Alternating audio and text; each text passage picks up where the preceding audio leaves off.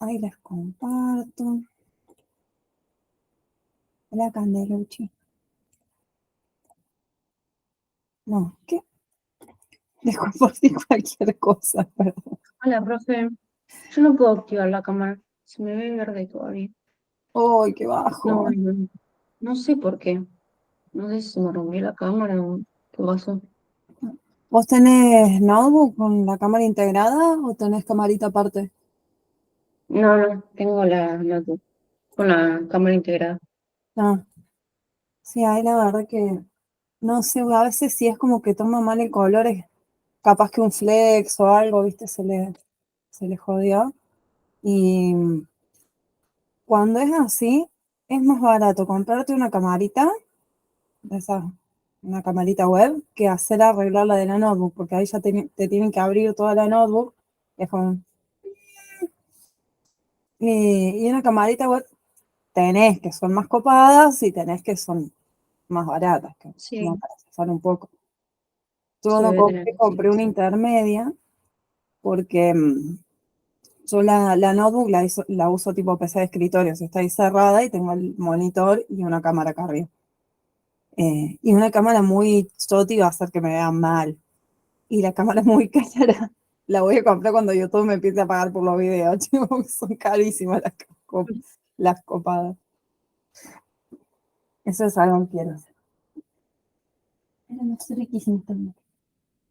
Riquísimo. Bueno, lucecitas en mis ojos, cariños míos. Vamos a ir con sistema respiratorio.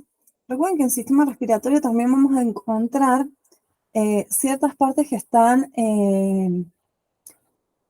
compartidas entre el respiratorio y el digestivo. ¿Sí? Sabemos que las células necesitan oxígeno para realizar los metabolismos. Estuvimos viendo cuando vimos las oxidaciones, la cadena respiratoria, ¿se acuerdan? Y bueno, para que llegue el oxígeno desde afuera hasta nuestras células, tenemos el sistema respiratorio. El final de la obtención de energía en nuestro cuerpo, de las oxidaciones, da anhídrido carbónico, también conocido como dióxido de carbono. Es tóxico el dióxido de carbono cuando se acumula y debe ser eliminado. Esto también lo cumple el sistema respiratorio. Acá nos dice que carece de utilidad. La realidad es que no es tan así, porque en el sistema digestivo, en la saliva, eh, solemos tener bicarbonato, creo que les comenté, ¿se acuerdan? Que hablamos del bicarbonato, en el jugo pancreático, por ejemplo, que ayudaba a neutralizar un poco el ácido del bolo alimenticio que sale del estómago, todo baño en clorhídrico, y el jugo pancreático tiene bicarbonato para neutralizarlo. Ese bicarbonato, yo esto les estoy spoileando un poco, pero se hace a partir de dióxido de carbono. De nuestro propio dióxido de carbono hay una enzima que se llama anhidrasa carbónica, que hace el bicarbonato que nos ayuda a mantener un pH estable en muchas partes de nuestro cuerpo. Entonces no es que no es nada útil, es 100% malo, pero si se acumula, sí es malo. Es como que es bueno mientras esté donde tiene que estar. Si está en otro lado de donde tiene que estar, no está. Bueno, el sistema respiratorio lo divide en dos, las vías respiratorias y todo lo que es el aparato pulmonar. Las vías respiratorias tenemos cavidad nasal, faringe, laringe, tráquea, bronquios, no, perdón, bronquios, que son los que permiten la entrada a la superficie respiratoria. Como, bueno, justamente todo lo que respiramos son gases, están cubiertos, de todo lo que son las vías respiratorias, están cubiertos por un armazón cartilaginoso que hace posible mantenerlos abiertos a los conductos, porque si no, esto se colapsaría. Si fuese blandito, el gas no le va a aportar tonicidad. Entonces, le da la posibilidad de mantener abiertos estos conductos por los que circule el oxígeno y el dióxido.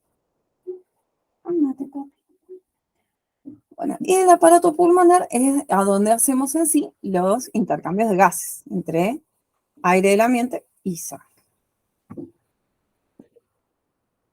Arrancando por sistema respiratorio, las fosas nasales. El primer tramo que recorre son fosas nasales revestidas por epitelio secretor de moco.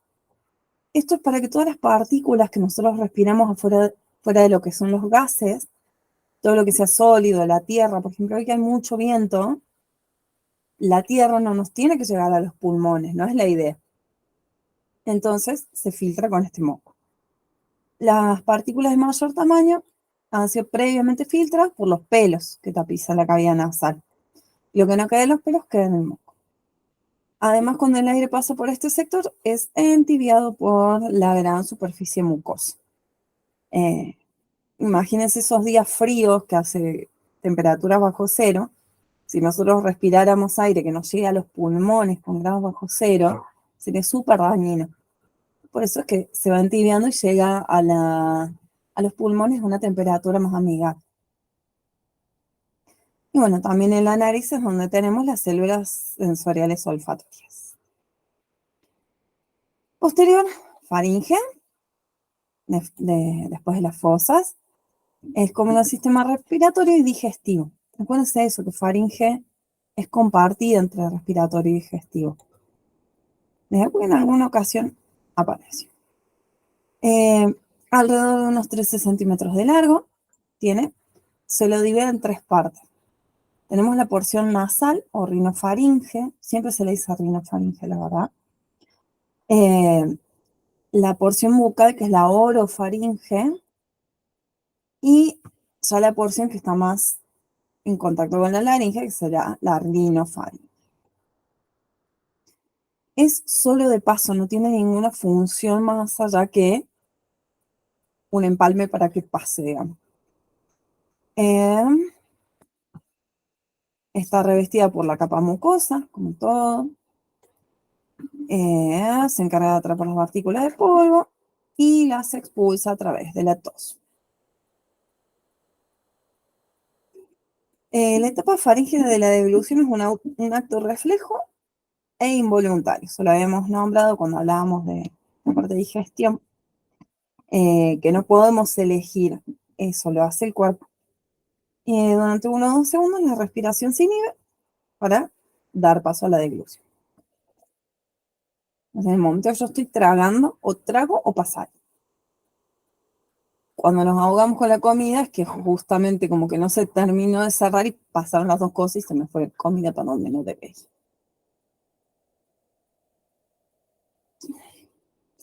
Bueno, después en faringe tenemos la laringe. Muchas piezas cartilaginosas que no colapsan, tienen repliegues que involucran epitelio y musculatura estriada. Musculatura estriada es voluntaria. ¿Cuáles son? Las cuerdas vocales. Sabemos que, bueno, las cuerdas vocales son las responsables de la cosa. Si bien las cuerdas vocales son de uso voluntario, hay gente que parece que hablar sin pensar voluntariamente lo que va a decir, pero bueno, eso es aparte. Las cuerdas vocales tienen movimientos voluntarios. Y bueno, las cuerdas vocales están en la laringe. Es un órgano móvil, ya que se mueve con la fonación y deglución.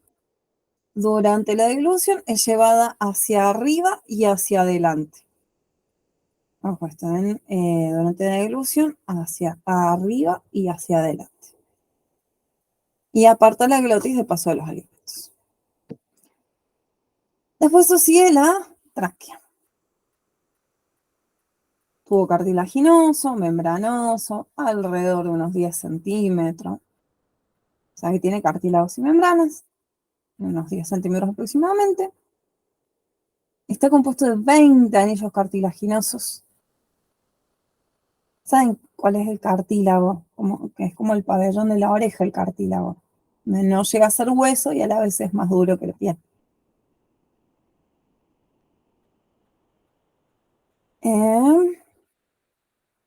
Bueno, aproximadamente la mitad de la tráquea se encuentra en el cuello y la otra mitad en el tórax. A la altura del esternón del esternón, perdón, se divide en dos bronquios, uno derecho y otro izquierdo. La tráquea ahí. Y esos bronquios van hacia los pulmones.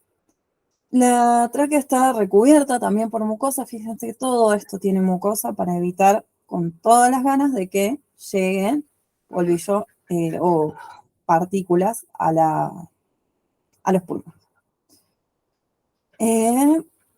Bueno, esta mucosa es una continuación de la mucosa de la laringe y se siguen juntando las partículas del polvo. Nos dice, bueno, las partículas de polvo que atravesaron las vías respiratorias superiores y los cilios barren este moco para ser eliminado. O sea, no solamente con la tos, sino que tengo que tener esas células con los cilios que van haciendo este movimiento y van empujando así. Me da la luz a la mitad de la cara. Bueno, dijimos que esto se abría en los bronquios, ¿no es cierto? Y ahora viene el árbol bronquial. Eso se empieza a ramificar, se ramifica, sucesivas ramificaciones de los bronquios que van disminuyendo su calibre y pasan a constituir los bronquiolos. O sea, va más grande, un poco más fino, un poco más fino, un poco más fina, van a ser muy finitos, y ahí son los bronquios. Cuando ya estos conductos tienen un tamaño que a simple vista no los puedo ver, se les llaman conductos alveolares. Estos conductos superfinitos desembocan en sacos aéreos que están formados por alveolos pulmonares, que se agrupan como racimitos de uva. O sea, cada saco aéreo es un grupo de alveolos pulmonares. Eso es importante porque a veces por ahí no se entiende demasiado bien.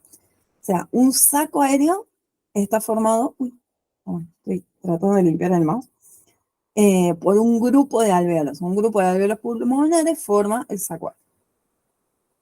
Las paredes de los alveolos son súper delgadas, muy finititas, y entre los alveolos hay una red casi sólida de capilares interconectados. Esta red de capilares son las ramificaciones de, por un lado, la arteria pulmonar, que acompaña la ramificación de los bronquios.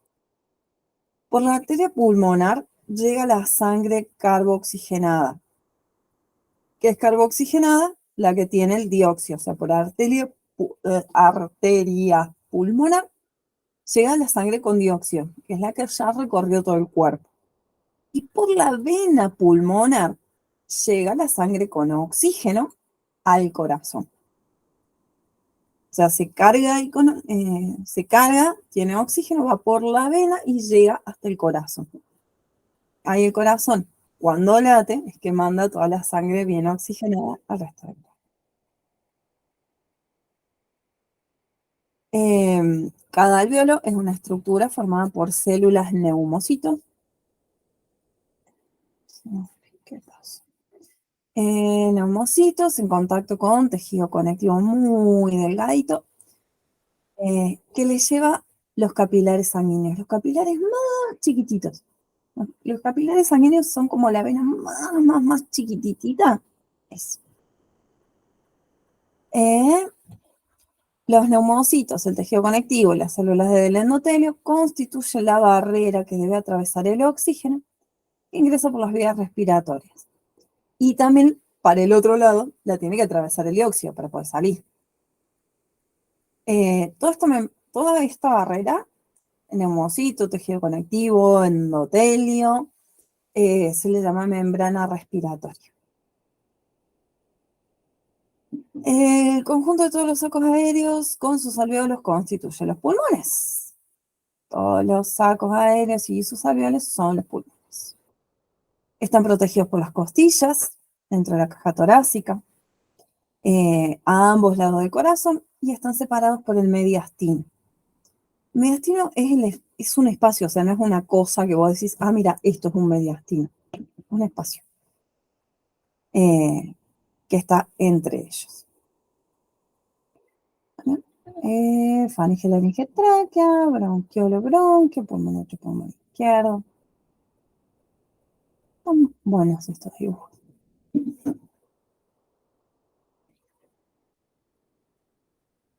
Bueno, cubriendo el pulmón hay una pielcita así como muy finitita que se llama pleura. Es una membrana cerosa que presenta dos hojas, una que se adhiere al pulmón, que a esta la vamos a llamar pleura visceral, y otra tapiza el interior de la cavidad torácica, que es la pleura parietal.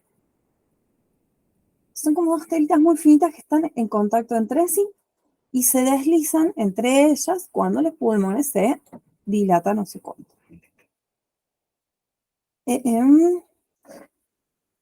Lo que está entre ellas lo vamos a llamar cavidad pleural, que almacena una pequeña cantidad de líquido, poquitita. ¿Para qué? Para lubricar, porque si están así, obviamente se van lastimando, pero si hay un poquito de líquido, lubrica y permite que cuando se infla y desinfla el pulmón, esto sea más suavecito.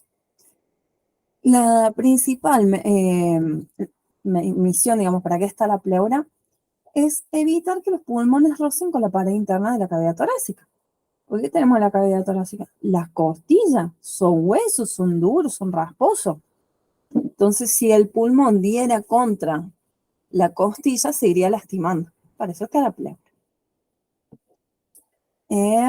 Manteniendo una presión negativa que cumple dos funciones. Impide el colapso de los pulmones y mantiene el pulmón flotando en la cavidad torácica. Esto es como, sabía hacer una cosa como ¿viste? Con el tubito del rollo del papel, y ponía globo de un lado, globo del otro. Y si vos tironeas de un lado, se absorbe el globo del otro. Esa es la función de la pleura, o sea, tenés el pulmón y está la pleura. Y lo sostienen, pero si el pulmón quisiera colapsar y hacerse así, la pleura le está haciendo vacío de este lado, entonces lo deja que haga un poquito esto, pero no que se colapse, que se desinfle como un globo. Eso lo evita la pleura. A veces ocurre cuando hay trauma, por golpe, que aumenta la cantidad de líquido entre las dos pleuras, o sea, entre la parte interna y la parte externa. Y eso permite permite menos que el pulmón se pueda inflar lo suficiente, porque la cavidad que tiene que ocupar está ocupada por líquido que se desarrolló por el golpe. Eso por ahí si son de ver así algún programa de emergencias o algo por el estilo, suele pasar que la persona no puede respirar bien, y si es demasiado el líquido, se lo tiene que drenar sí o sí, porque si no no le permite directamente respirar. Es una sensación muy fea, se lo confieso, me pasó, no tanto, pero sí tenía un poquito de líquido de más en la pleura. Literalmente sentís que te están apretando los pulmones desde adentro. Es horrible. Pero se te va, o sea, si no fue demasiado grave hacia esa zona, se te va el toque, se te va solo. Bueno, el diafragma es un músculo. Es bastante grande, en forma de cúpula, y cierra por debajo la caja torácica y separa del abdominal. Me deja los pulmones arriba y toda la parte digestiva abajo. O sea que estén separaditos y no se jodan. ¿Cómo es la mecánica de la ventilación pulmonar? El aire fluye para adentro y para afuera cuando la presión de aire presente en los alvéolos difiere de la presión de aire exterior. Hablando de la presión atmosférica. Miren que hay días que por ahí hay muy baja presión atmosférica y estás como más cansado, te cuesta más respirar o que tienes que hacer como más fuerza para respirar. Es porque como la presión atmosférica está más baja, los alvéolos no sienten tanto la diferencia de presiones de alvéolo con aire externo. Entonces no es tan natural el flujo del aire, porque las presiones que deberían estar muy separadas no lo están tanto. Entonces hay como que conscientemente inflar más los pulmones porque el alvéolo no está sintiendo la presión distinta. Bueno, la inspiración nos dice para que se modifique la presión de los pulmones, se producen cambios en el volumen de la cavidad torácica. Estos cambios son llevados a cabo por la contracción y relajación de los músculos. La inspiración es un proceso activo, requiere energía para contraer los músculos que amplían la caja torácica. O sea, cuando yo estoy contrayendo ciertos músculos que estiran mi caja torácica, y para hacer una contracción muscular necesito energía en forma de ATP. Siempre estamos con el ATP a full. El proceso fundamental para la contracción del diafragma, cuando se contrae el diafragma, se aplana, vos tenés como el diafragma así medio con cupulita, ¿no? Cuando se contrae lo que hace es esto, de cúpula, se aplana, tira las pleuras del pulmón hacia abajo, disminuye la presión intratorácica. También ahí tenemos los músculos intercostales, acá al costadito, externos, pectorales, trapecios. Todo eso para poder expandir mi caja torácica. La expiración es un proceso pasivo. La inspiración es un proceso activo. Todo lo que es activo en biología es con gasto de energía. La expiración es pasivo. Se basa en la relajación de los músculos. El diafragma está ahí tirante, se relaja, empuja los pulmones, la caja se deprime por los músculos abdominales, principalmente rectos, oblicuos y transversos. Como todo, como se relaja, vuelve. Y es como apretar un globo. Te estiraste para que el globo se infle, y ahora al relajarle, sacas ese lugar, apretas el globo, sale el aire.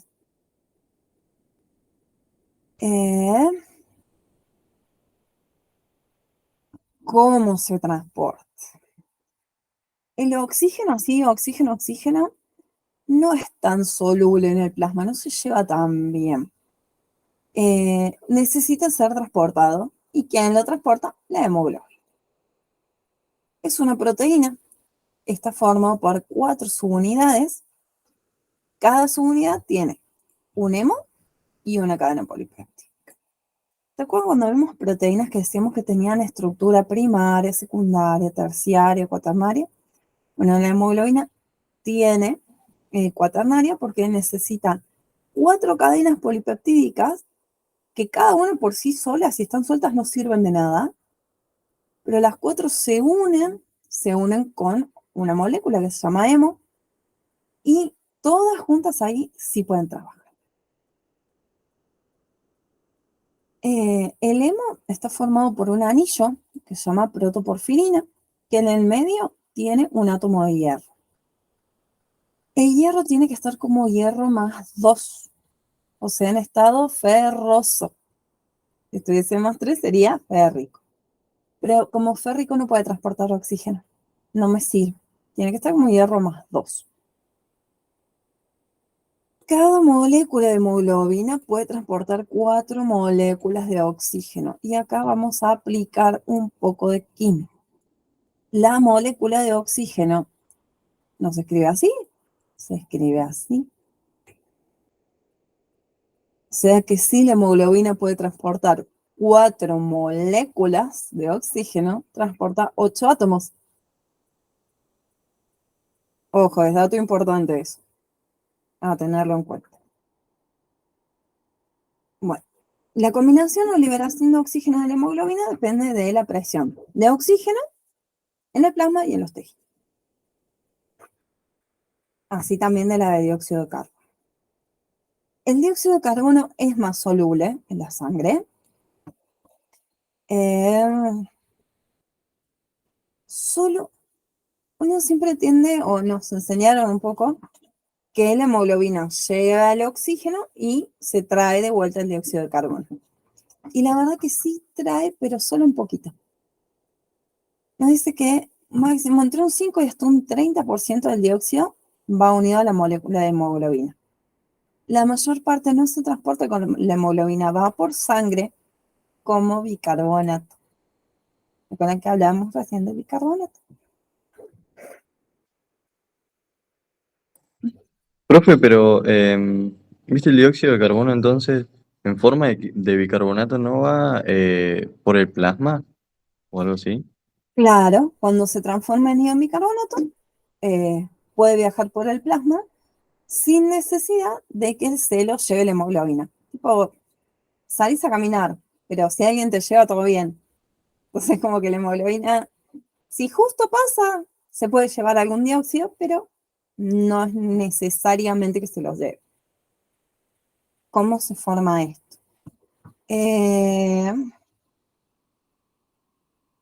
Bueno, con una enzima, como les comentaba hoy, que es la anidrasa carbónica. ¿Qué hace la anidrasa carbónica? Si yo quiero obtener ácido carbónico, volviendo a la química general, común y corriente. Si yo les pido, haceme la obtención del ácido carbónico, agarran dióxido de carbono, le ponen agua, forman el ácido carbónico. Hasta ahí, nada más. Se volvió corto. Algo más o menos así. Ahí les pongo en el chat. Más H2O. ¿Dónde estará? Ahí está. H2CO3. ¿Cierto? Algo así. Dióxido, agua, ácido carbónico. Nada muy loco. La anhidrasa carbónica primero hace esto y después al ácido carbónico lo rompe en un protón por un lado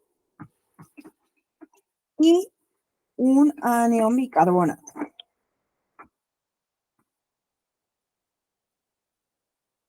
Eso es lo que hace, rompe, libera un protón, libera un anión bicarbonato.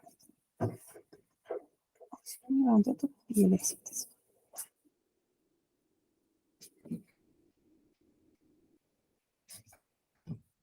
Esa reacción la vamos a ver muchas veces en la parte de química biológica, pero como para que ya lo vayan teniendo en cuenta. Acá nos dice, primero el dióxido se combina con agua, forma ácido carbónico, luego el ácido carbónico, que es débil, se disocia y da bicarbonato y el protón.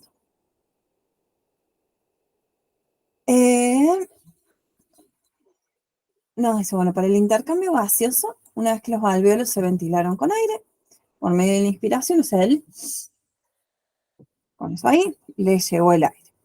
La siguiente fase del proceso respiratorio es la difusión del oxígeno desde los alvéolos hacia la sangre. A la misma vez que la difusión del dióxido, la dirección opuesta, de la célula a la sangre, y de la sangre al pulmón. Dijimos que la hemoglobina agarre o suelte el oxígeno depende de la presión de oxígeno. Esto PPO2 significa presión parcial de oxígeno. Eso significa PPO2. En los capilares alveolares, la presión de oxígeno es alta y la hemoglobina lo va a agarrar, se va a agarrar al dióxido. Atraviesa la membrana respiratoria, oxigena la sangre, llega al corazón. Técnicamente estaría mal decir oxigena la sangre, porque es oxigena la hemoglobina que está en la sangre. Y llega al corazón, se propulsa por los tejidos y lo intercambia por dióxido. ¿Qué pasa? Yo en el pulmón se llenó de oxígeno, ¿no es cierto? Se va al corazón y empieza a circular. Supongamos, las células de mi dedo gordo del pie, que está bien lejos del pulmón, la presión de oxígeno es mínima, es muy bajita, porque justamente está muy lejos de donde ocurre este intercambio. Entonces viene la hemoglobina. Ay, chile, tranquilo. Viene la hemoglobina y es como que dice, che, acá no tengo nadie presionándome para sostener el oxígeno. Así que sale como cuando, ¿viste? Cuando sacas una pastilla de un blister y cuando sacas una aspirina, hace así. la tensión, la presión parcial de dióxido, es como que le dice la hemoglobina, gracias! Le saca el oxígeno. Y bueno, ya que te llévate esto. Y a veces le da el dióxido y a veces queda dando vuelta. Entonces, en los tejidos la presión parcial de oxígeno es menor porque hay mayor concentración de dióxido. Entonces, el oxígeno se desprende de la hemoglobina, difunde a la célula, mientras que el dióxido difunde desde la célula hacia el eritrocito, o sea, la célula sanguínea. La sangre carbooxigenada con dióxido, que puede estar solito o puede estar con la hemoglobina, de alguna forma está en la sangre. Se transporta por venas y llega a los pulmones. Sangre carbooxigenada, vena, pulmón. En los pulmones hay poco dióxido. La presión parcial de dióxido es baja. Entonces el dióxido difunde a los alvéolos, pasa toda esta membrana respiratoria y lo soplamos. Se elimina con la respiración.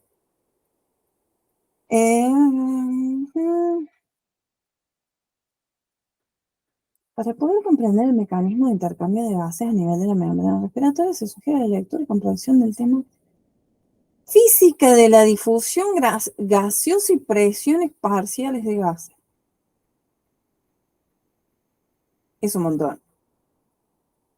Es un montón. Yo no se lo sugiero. ¿Qué querés que te diga?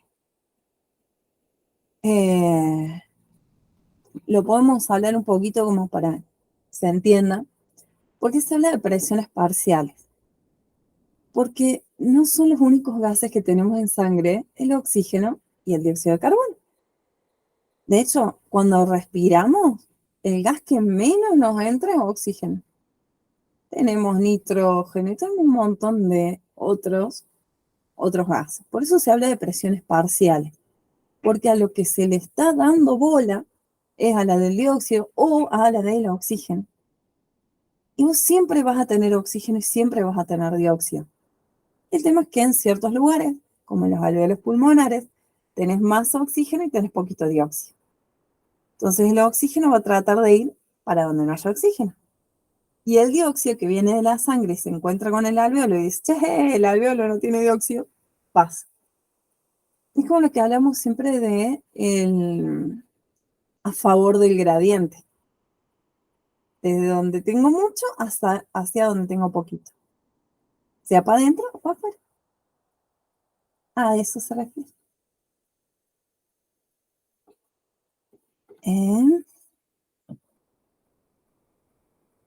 Bueno, en la respiratoria vieron que dentro de todo está cortito. Sigue circulatorio.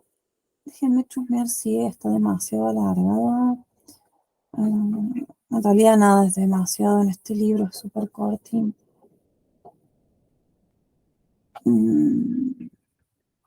Esto por ahí un poco más. Sangre, bueno.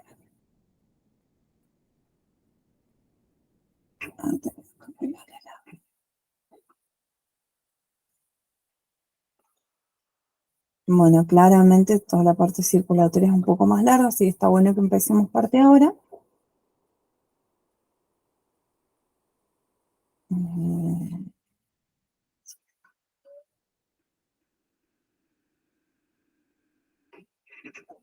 Bueno, de lo que vimos de respiratorio, ¿alguna duda? ¿Está todo bien? Esto de los gases, ¿se entendió? ¿Vamos tranquilos? Sistema circulatorio, fuimos nombrando cosas del sistema circulatorio con el tema de respiratorio.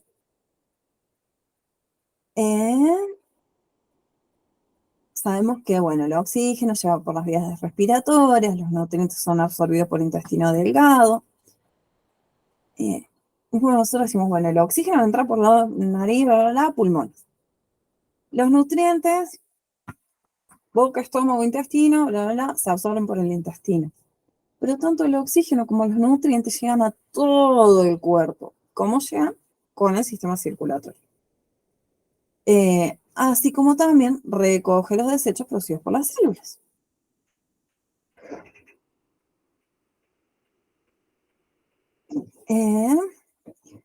Formado por un conjunto de vasos, arterias, venas capilares, corazón y la sangre, que es el medio líquido que va a llevar todo esto. Principal de todo esto, el corazón, claramente, situado en el interior del tórax, entre ambos pulmones. La función del corazón, mantener la circulación de la sangre, que se encuentra siempre en cantidades adecuadas y en la presión necesaria para llegar a los tejidos. Creo que hasta ahora no les dije nada que no hayan sabido desde antes de lo que es el corazón. Está formada por dos bombas separadas, a lo que vamos a llamar corazón derecho, que es el que bombea la sangre hacia los pulmones, y el izquierdo bombea la sangre hacia los órganos. Órganos periféricos, obviamente, muy bueno, los pulmones también son órganos, se refiere a los demás. A su vez, cada uno de estos es una bomba bicameral, que tenemos una aurícula y un ventrículo. Cada una de las aurículas es una bomba débil de cebado del ventrículo. La contracción de aurícula y ventrículo siempre es opuesta, es como que nosotros tenemos los dos así, ¿no? Uno está relajado y el otro comprimido, y hacen esto. Todo el tiempo están haciendo esto en nuestra vida saludable. ¿Qué es la arritmia? Es cuando las dos están haciendo esto. No terminan de hacer esto con la fuerza, sino que están ahí, que no terminan de contraerse ni de relajarse.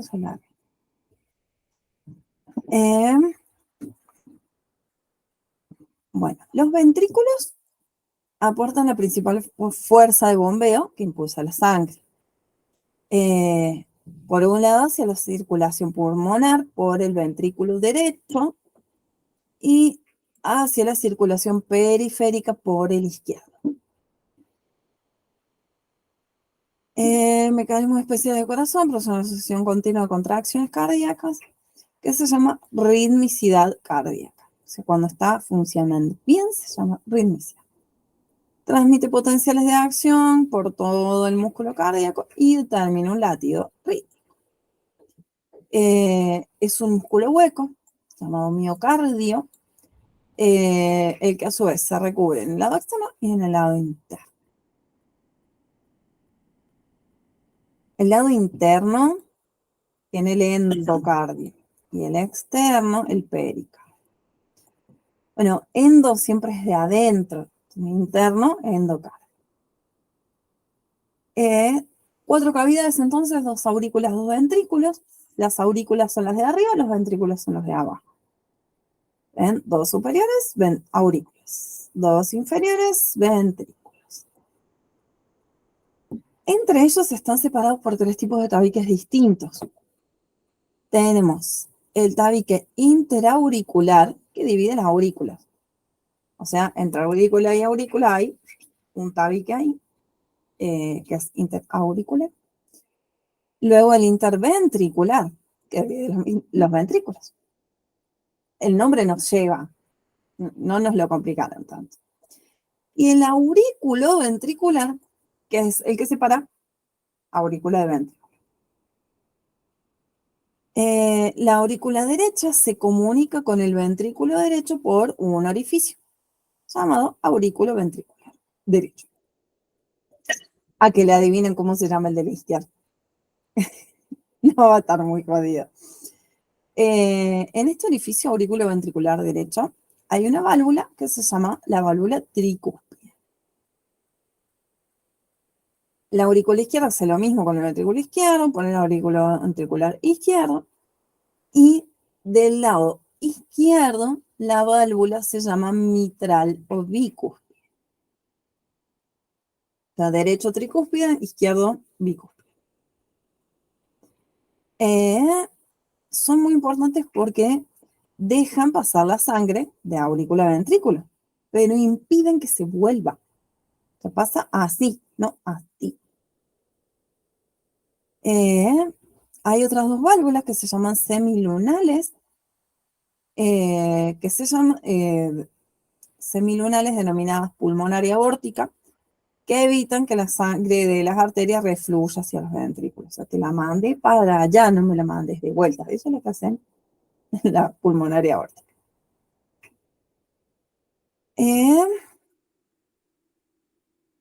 El sistema de excitación especializada de conducción del corazón va, por un lado, generar los impulsos eléctricos rítmicos para esta contracción que hablábamos en un ritmo adecuado. Y conducir los estímulos rápidamente por todo el corazón. Porque esto es un golpe de electricidad que manda el cerebro al corazón. Pero no le puede llegar así a un par de las células y después las otras, no, tiene que ser sin una, rápido, porque todo se tiene que contraer. Este sistema controla las contracciones cardíacas y consta de el nódulo sinoauricular o sinusal. Si les es más fácil la palabra sinusal está re bien, porque suelen siempre usarlo como sinusal. Y las vías internodulares, que vamos a tener el nódulo auriculoventricular, el haz de His y la rama derecha e izquierda de las fibras de Purkinje. ¿Qué nombre? Sí, claramente que es el apellido del que lo estudió y lo encontró. Es como, renunciemos a veces a ponerle los apellidos a las cosas que descubrimos y ponerle un nombre útil. Bueno, el nodo sinusal está en la pared posterior de la aurícula derecha. En este nodo se genera el impulso rítmico. O sea, de ahí, desde esta pared posterior de la aurícula derecha, se genera este impulso y se propaga a todas las vías internodulares hasta otro centro que está en la pared de la aurícula derecha. Entre la pared de la aurícula derecha, perdón, esto está en la pared posterior, esto está en la pared de la aurícula derecha, entre la aurícula y el ventrículo. De otro lado. Que sería el nódulo aurículo-ventricular. Siguen por el fascículo de His, las fibras de Purkinje se ramifican por las paredes de los otros. Lo importante que todo esto lo que provoca es la contracción casi simultánea de todas estas partes. No tengo en memoria, no sé qué me dicen ustedes, que tomen mucho el tema cardíaco. ¿Se acuerdan que les hayan preguntado algo de cardíaco? Me parece que no. Yo No. recuerdo algo de la hemoglobina en la sangre y eso, pero del sistema cardíaco no. Igual, del sistema en general tomaron muy poco, me parece. Creo que eran muchas células, muchísimo. Suele pasar así, siempre dan muchísimas bolas células y el sistema muy poquito, por ahí algo más a lo digestivo, lo cual tiene sentido porque pues van a estudiar nutrición, pero no recuerdo ni este año ni otros años, digamos, que le hayan dado mucha bola. Entonces, está bueno que tengan ordenado, digamos, este conocimiento, pero por ahí no me volvería mucho de decir, luego el haz de la célula hacia los ventrículos, la rama derecha, izquierda, del haz de la fibra de Purkinje, no le daría tanto.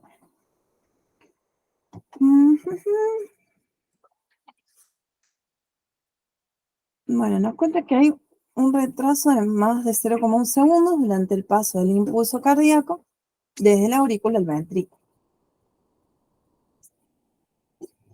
Esto permite que la aurícula se contraiga antes que el ventrículo. Que es lo que decíamos así.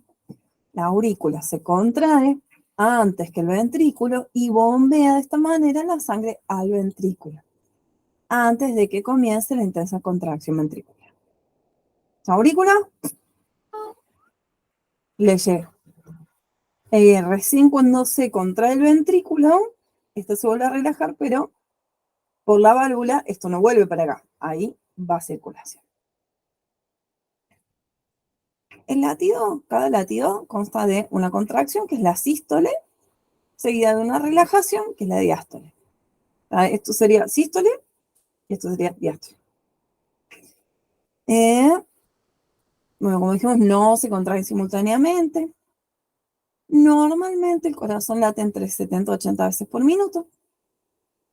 O sea que cada latido dura alrededor de 0,8 segundos, o sea, no llega a 1 segundo. Si se comienza la descripción por la sístole auricular, cuando las aurículas están... Cuando la aurícula está llena de sangre, se contrae, impulsa la sangre hacia el ventrículo.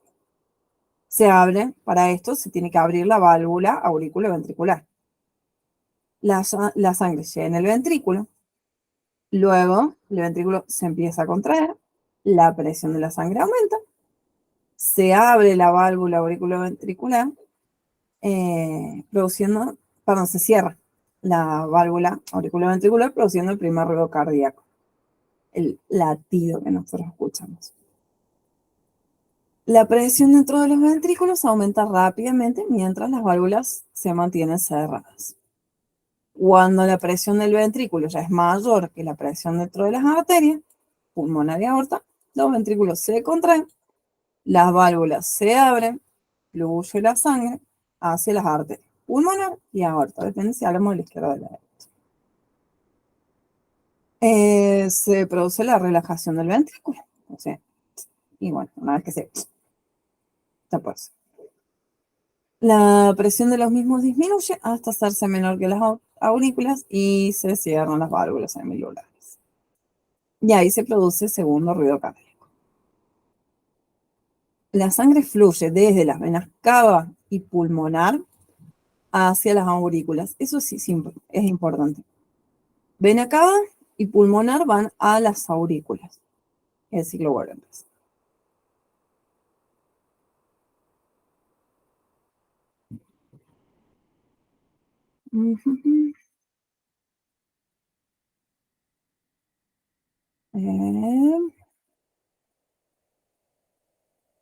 Bueno, hablando un poquito de la sangre, es una suspensión, podríamos decirlo, una mezcla heterogénea, porque en ella tenemos células, proteínas, un montón de cosas. Vamos a decir que es una suspensión de células en un medio líquido denominado plasma, que circula por dentro de los vasos sanguíneos y bueno, que como tiene una función tan importante es totalmente vital. El plasma en sí es un líquido amarillento que más que nada tiene agua y en ella tiene proteínas, albúminas, fibrinógeno, globulinas. Lo gracioso es que albúmina, fibrinógeno y globulinas son otras proteínas. Así que proteínas como la albúmina, el fibrinógeno, las globulinas. Y tiene 3 tipos de células la sangre: leucocitos, plaquetas y eritrocitos. Ahí, y eritrocitos. Además contiene sodio, potasio, calcio. Los eritrocitos, también llamados glóbulos rojos, son células que al madurar expulsan su núcleo y sus mitocondrias. O sea, el eritrocito nace, se forma cuando ya tiene todos sus formatos necesarios. Sacan el núcleo y sacan las mitocondrias para afuera. Se quedan sin núcleo, sin mitocondrias. Y contienen la hemoglobina, que la hemoglobina es la que le da el color rojo al eritrocito. Células especializadas para el transporte de oxígeno. No se pueden reproducir porque pues ya tiraron el núcleo para afuera. Y tienen un promedio de vida entre 120 y 130 días.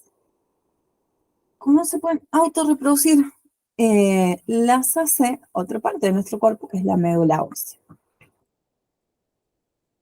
Los glóbulos blancos, que son los leucocitos, técnicamente casi no tienen color en realidad. Son más grandes, no tienen hemoglobina y sí tienen su propio núcleo. O sea, estos no se los sacaron así. A diferencia de los eritrocitos, no están confinados al sistema vascular, sino que pueden migrar hacia el líquido intersticial.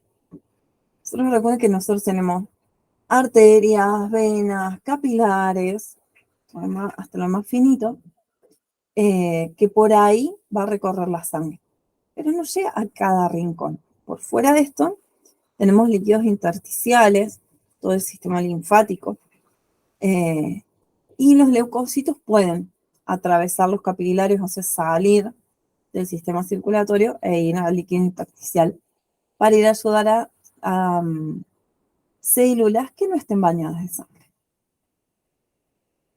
Son la defensa del organismo. Y se van a dividir en polimorfonucleares. Ejemplos de esos, neutrófilos, basófilos, eosinófilos. Y mononucleares, monocitos y linfocitos. ¿Diferencia? ¿Qué es esto de mono y polimorfo? Los mononucleares tienen un solo núcleo. Y los polimorfos tienen varios núcleos. Varios. Porque van a producir muchas proteínas para la defensa de nuestro cuerpo. Y si yo voy a producir muchas proteínas, lo ideal es tener muchas copias de ADN para poder sacarlo.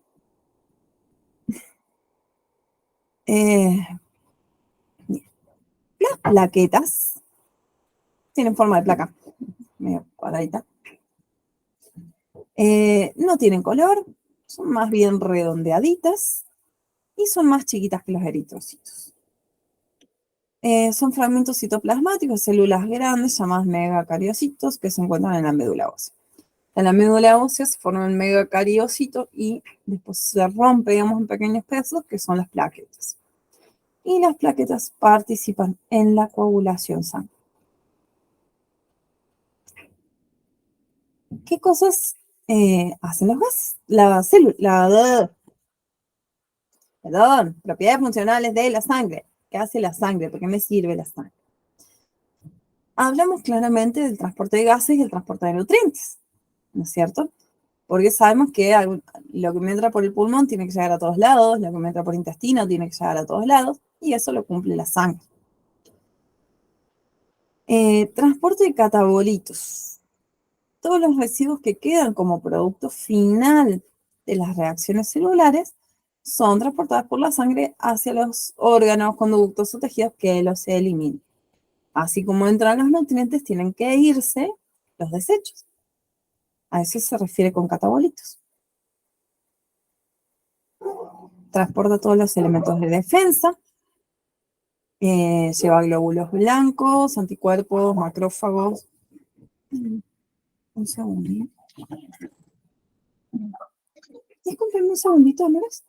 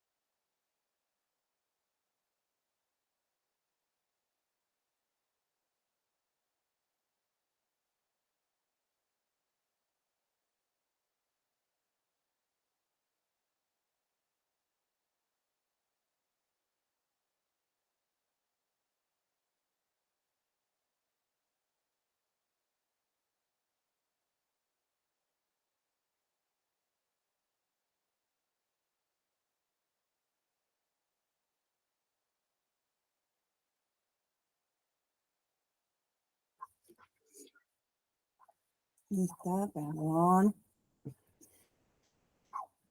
Bueno, quedamos en que transportamos elementos de defensa, también transportamos hormonas, enzimas. Muchas de nuestras hormonas se hacen en un lado, pero se utilizan en el otro. Y la forma de que lleguen es por la sangre. También nos ayuda en la regulación térmica, interviene en la regulación de la temperatura. Para hacer que haga mucho frío o que haga mucho calor, como tiene mucha agua, mantiene la temperatura que adquiere por el metabolismo. Les cuento algo del agua, de moléculas que sean así, porque nosotros podríamos decir que el agua es un hidruro, es el hidruro del oxígeno. Saben que el punto de ebullición del agua es altísimo, es 100 grados. La mayoría de los hidruros a temperatura ambiente son gases. El agua es muy estable y es muy diferente a cualquier otro compuesto similar a ella en composición, digamos, en peso o de la forma en la que está regulada, es muy distinta. Es muy estable y para hacer que levante la temperatura, a diferencia de otros compuestos, hay que darle mucha energía. Entonces, al estar tan compuestos de agua, es difícil que los cambios de temperatura sean tan válidos. Distribuye el calor por el organismo. Buenísimo. Llegan cosas.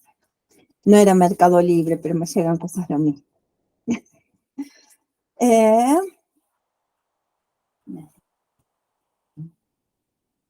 Bueno, distribuye el calor por el organismo debido a la circulación rápida.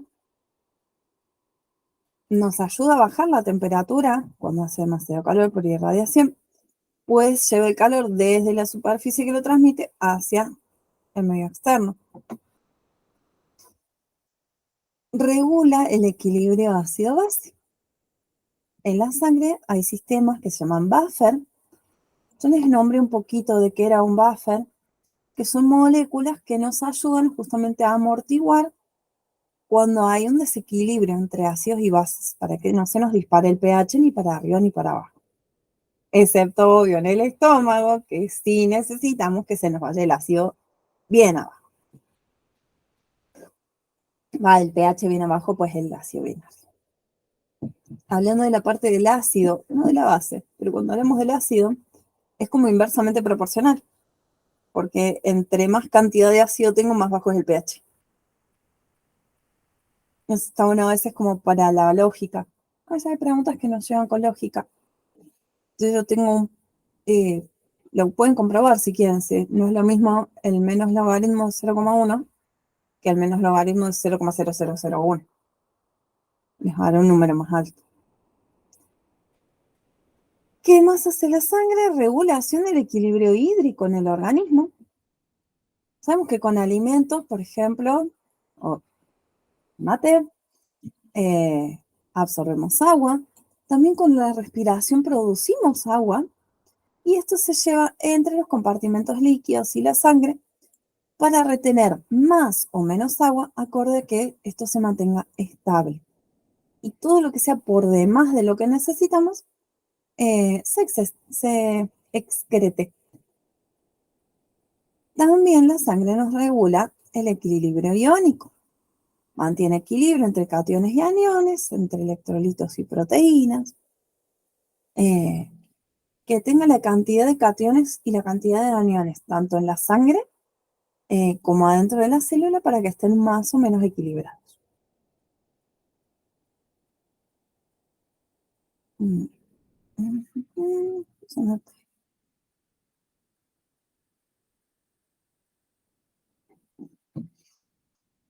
Amores, vamos a hacer pausita acá, porque ya vimos toda una parte.